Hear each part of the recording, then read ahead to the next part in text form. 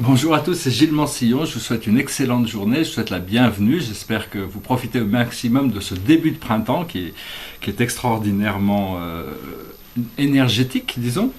Je voulais parler de quelques sortes de deux, trois petites choses, juste faire un petit tirage de cartes. Je vais essayer de chanter une chanson. À la fin, je voulais juste venir, parce que bon là, je vais bientôt peut-être être offline pendant quelques temps, peut-être une semaine ou une dizaine de jours. Je vais faire un petit voyage à la montagne, donc c'est une sorte de vacances sportives qui se préparent. J'en suis très heureux, c'est toujours très agréable, j'adore la montagne. Et voilà, ce que je voulais dire, c'est que on m'a posé des questions par rapport au monde des élémentaux, c'est-à-dire le petit peuple, ces êtres invisibles qui participent à la création et la recréation et l'entretien de tout le système organique et tout le monde physique. Et pour ça, bon, j'en ai déjà parlé dans une vidéo, mais ce qui est essentiel, c'est pour connecter avec ces mondes-là, c'est d'essayer d'aller méditer dans la nature, dans des endroits calmes dans la nature, si possible, dans les forêts. C'est toujours il y a beaucoup d'élémentaux il y a possibilité de communiquer avec eux. Et si vous trouvez des endroits avec des groupements de champignons, c'est bien de, faut pas essayer de pas déranger l'endroit, à moins de bien connaître les champignons et d'avoir vraiment envie de pouvoir les manger après. Mais même c'est préférable de ne pas déranger les endroits quand on va dans la nature pour communiquer avec le monde des élémentaux. Je voulais dire, il y a Mercure qui va en rétrograde là actuellement, mais bon, il faut essayer d'éviter un peu ce que tous ces astrologues essayent enfin, je veux dire, je leur en veux pas, ils font ce qu'ils pensent ils sont sincères, ils essayent de communiquer sur un niveau de réalité, mais en réalité, Mercure, c'est un être divin qui est le messager du Soleil, et bien qu'il aille rétrograde pour permettre de ralentir un peu à tout le monde, de prendre un peu plus son temps mentalement, de ralentir le flot des pensées, beaucoup d'astrologues conseillent de ne pas voyager, de ne pas communiquer, d'arrêter de faire des affaires, de ne rien acheter pendant 3 semaines, c'est comme si... Mais ça, c'est d'arriver dans un stade de paralysie, où on est paralysé par la peur, parce qu'on pense que tout ce qu'on va faire ne va pas fonctionner, parce que Mercure est rétrograde. J'espère que vous arrivez à éliminer tout ça de votre esprit, pour vivre dans le présent, tout en sachant que votre présence je suis transcende toutes les planètes. Votre âme, vos pouvoirs de créateur, c'est toujours dans le moment présent. Si vous êtes inspiré à faire quelque chose, essayez de ne pas partir dans un flot mental en se disant « Ah ben non, il y a Mercure qui est rétrograde ». Cela dit, bon, si ces croyances sont trop ancrées dans une réalité, à ce moment-là, on risque de manifester des problèmes parce qu'on a tellement l'habitude de les manifester avec cette accroche de croyances. En réalité, ce qu'on veut, c'est arriver à notre prise de pouvoir, notre prise de notre guérison, notre complétion, pour savoir qu'on est déjà complet, on est déjà... ce qui est très très important, c'est de savoir que nous sommes en réalité, c'est se rappeler, se souvenir, c'est même pas l'apprendre, c'est juste se souvenir que nous sommes des êtres éternels et infinis. Donc tout ça, c'est éternel et infini. On ne pourra jamais, rien ne peut entamer cette réalité de qui nous sommes. Par contre, sur Terre, en vivant notre vie sur Terre, on a besoin d'alléger nos pensées. On a besoin de passer sur des choses beaucoup plus positives. Essayer d'oublier toutes ces peurs. On ne peut pas vivre avec des peurs. Et si on choisit l'amour ou la peur, on ne peut pas choisir les deux. Donc c'est vraiment se permettre de nettoyer toutes ces vieilles croyances, ces vieilles peurs, pour pouvoir avoir un terrain qui est beaucoup plus propice à l'évolution gracieuse de votre conscience et le déroulement de la vie également. Donc il faut vraiment y aller, il faut faire des petits pas au début quand on s'avance dans la voie spirituelle. On n'est pas supposé pouvoir faire du jogging tout de suite parce qu'on a tendance à quelque chose d'assez difficile. Donc il faut y aller vraiment petit à petit. C'est un pas à la fois, parce que moi j'essaie de créer une sorte avec tous les autres personnes qui communiquent sur l'ascension, de créer une sorte de plan intérieur. Mais en réalité c'est votre GPS, votre guidance intérieure qui est vraiment le fondement, l'essentiel de ce qui doit guider votre vie. Et au plus vous êtes conscient de cette connexion, au plus on se sent guidé et on sent qu'on est toujours au bon endroit, au bon moment, pour les bonnes raisons. Et puis bon, si l'ascension était fléchée du début à la fin, on ne pourrait pas on pourrait pas se tromper de route, et peut-être qu'en se trompant de route, des fois on découvre des choses. Donc tout sert vraiment à l'évolution. Il faut vraiment accepter de tout ce qui se passe comme étant parfait, et à partir de là, enfin, ou si c'est pas parfait, au moins passer sur les choses qui sont pas parfaites et avoir de la gratitude pour tout ce qui fonctionne. Alors bon, je vais tirer quelques cartes pour voir un peu une guidance pour la journée. D'abord, 4 cartes. Quelle est la plus haute sagesse que l'on peut recevoir aujourd'hui? Alors, la plus haute sagesse que l'on peut recevoir aujourd'hui, c'est notre maître guide. C'est vraiment celui qui a la sagesse pour nous. C'est des êtres ascensionnés, des êtres célestes, notre maître guide.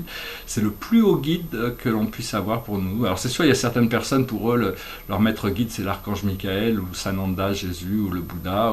Mais en réalité, on a tous des maîtres guides qui sont très personnels, qui sont des êtres... Et donc il faut apprendre à travailler avec l'énergie de votre maître guide, communiquer avec votre maître guide, et commencer à l'appeler, à intégrer cette connaissance, cette sagesse. Après ça, qu'est-ce que l'on doit, par rapport à ce que vous recevez depuis cette communication, qu'est-ce que l'on doit comprendre? On doit comprendre l'effort. Quel est l'effort que l'on doit faire? C'est l'effort juste, l'effort qui nous permet de revenir à cet état de paix intérieure, où on n'a plus d'entrave pour atteindre un état où on est complètement satisfait. Enfin, pas satisfait, mais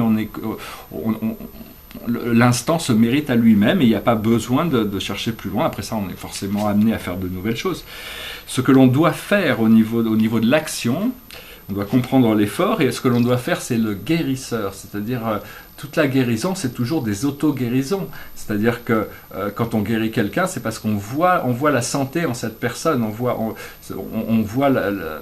On arrive à montrer à la personne, la ramener à l'état de santé, mais c'est elle-même qui crée cette guérison par sa croyance d'utiliser la vision ou l'énergie pour guérir. Bon, les mains sont des très très puissants catalyseurs pour guérir. Il y a toutes sortes d'énergie, il y a des cristaux éthériques qui sont dans les mains, qu'on va découvrir, qu'on va pouvoir utiliser plus tard. Et donc on a tous ces pouvoirs qui vont commencer à se révéler, et le message général pour nous, c'est l'achievement, c'est-à-dire c'est le succès, c'est arriver à faire finir le cycle, arriver à atteindre le but qu'on recherchait. Et donc tout ça, c'est des choses qui se préparent. Donc c'est vraiment, on va arriver à reconnecter avec cette sagesse, la sagesse des plans supérieurs, avec notre maître guide, et grâce à l'effort qu'on doit, et on va pouvoir utiliser cette énergie aussi pour aider la guérison, surtout la guérison émotionnelle, la guérison physique aussi, mais c'est surtout des guérisons émotionnelles. Tout le monde a plus ou moins on vit tous dans une civilisation qui est un peu déconnectée de l'amour, donc on a tous eu des blessures. Et donc je vais finir par une chanson. C'est une chanson de rock'n'roll, et c'est assez intéressant parce que dans le rock, il y a la moitié des chansons du rock'n'roll, c'est sur la lumière, l'amour, la libération, la spiritualité. Et puis l'autre moitié, c'est sur les chagrins d'amour, les peines, toutes les déceptions sentimentales. Donc celle-là, ça tomberait un petit peu dans ce cadre-là. Mais enfin, il y a tout un contexte spirituel dans cette chanson. Ça parle de l'unité de la vie. Et enfin, disons que toutes ces déceptions sentimentales sont très très enrichissantes dans un sens, parce que c'est pas juste pour le rock'n'roll, toute la littérature en profite quand même, parce que s'il n'y avait pas ça, on aurait une littérature qui serait peut-être un peu sèche, disons. Donc voilà, c'est une chanson qui s'appelle One. It goes like this. Is it getting better? Or do you feel the same? Will it make it easier on you now? You got someone to blame. One love, one life. When it's one need in the night. One love, we get to share it. It leaves you, baby, if you don't care for it. Did I disappoint you, or leave a bad taste in your mouth? You act like you never had love, and you want me to go without. Well, it's too late tonight to drag the past out into the light. We are one, but we're not the same. We get to carry each other one. Have you come here for forgiveness? Have you come to raise the dead?